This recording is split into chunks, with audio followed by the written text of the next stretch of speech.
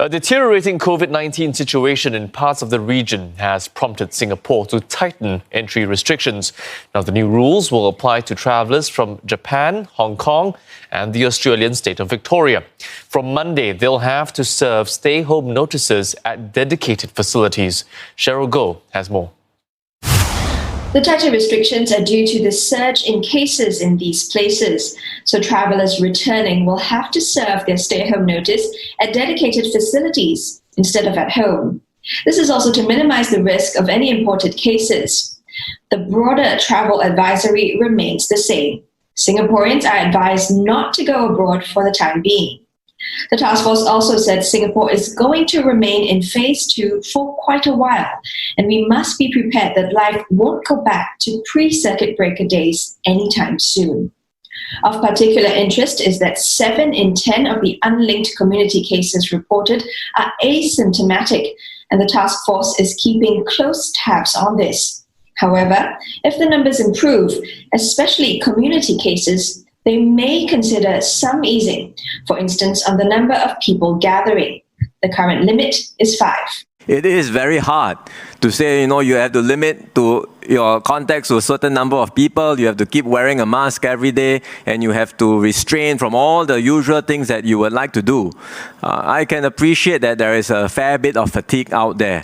And this happens everywhere. But really, it comes down to all of us staying disciplined, being vigilant and recognizing how real the risks are, even today. Singapore is also studying other countries where there's been a spike after reopening. Clusters have been observed in Hong Kong due to reported failing compliance with mask wearing in restaurants and cafes. In South Korea, clusters have again emerged from religious events and in workplaces, while both South Korea and Tokyo, Japan, reported clusters traced to nightlife establishments. On the long queue seen at some stations at polling day, the task force said safe distancing was observed, and such queues can form anywhere in the community, such as in hawker centres. As for some of the large crowds that were seen to gather, Mr. Wong said the celebratory mood may have gotten the better of some people. They may not have kept to the rule of 5, and if we can find out who they are and we have a means to, we might be able to identify and take them to task. But I think if you look at the numbers, there are quite a number of them. And if you look at the contact that they had, I'm not sure that they were in close contact for a very long time. But in any case, whether it's that particular moment in time, one night, or whether it is, as I said, other lapses that may happen outside of that moment, it can happen in a community, it can happen anywhere in Singapore. The task force also updated that it's in the final stretch of testing and clearing foreign worker dormitories.